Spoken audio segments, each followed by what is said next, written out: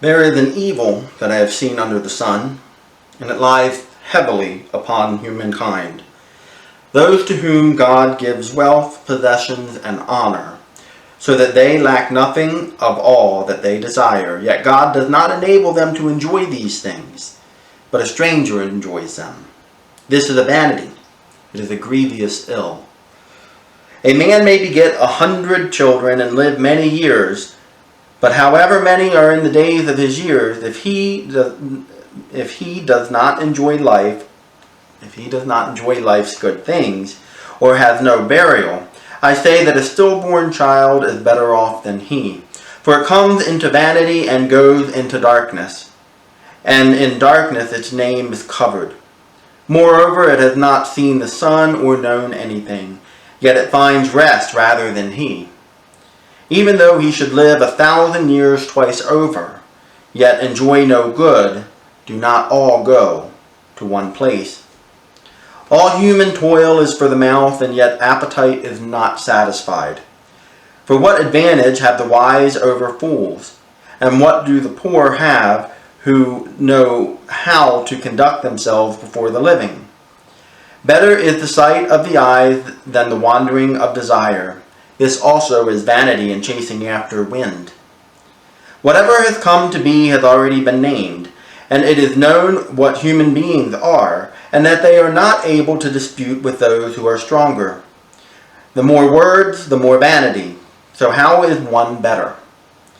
For who knows what is good for mortals while they live the few days of their vain life, which they pass like a shadow?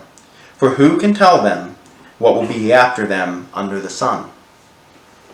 This was actually the whole of chapter 6 that I just read in Ecclesiastes. And this is one of those passages that we begin to kind of see Koheleth's pattern. So he begins with a premise and then says it's vanity. Those to whom God gives wealth, possessions, and honor, so that they lack nothing of all that they desire. Yet God does not enable them to enjoy these things, but a stranger enjoys them. This is vanity. It is a grievous ill. So what he's saying there, what the author is saying there, is that if you can't enjoy the things that you have, if you don't learn to enjoy those things, it is a vanity because somebody else will enjoy them. He has a rather poignant statement here in this section that it's better to be a stillborn than it is to be a person who lives 2,000 years. And the author's reasoning in this is that if you don't get to enjoy what you have, or if you don't take the time to enjoy it, it's better to never have had it.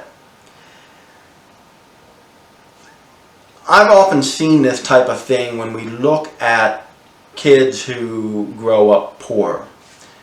They don't remember the things they miss. They remember the good things. Often, not always the case. You remember what is provided for you. The items that brought joy to your life. The simple pleasures of life, right?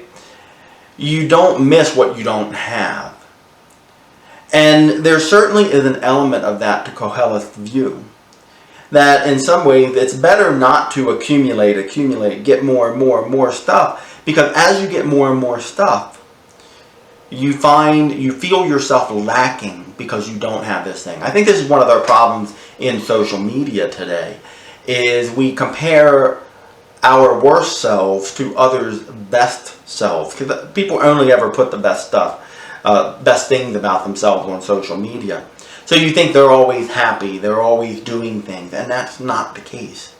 It's living a lie. It's living a lie that we buy into and then no longer find joy in the moment. So how are you finding joy in the moment? I know it's depressive to think, whether or not you should have been born or not, but I want you to probe into that idea of what does it mean to be satisfied with the things that you were given and not feel that drive to accumulate more. Because I think that's the key for us to understand not just Koheleth, but it helps us understand our own lives. and learn to be content where we're at.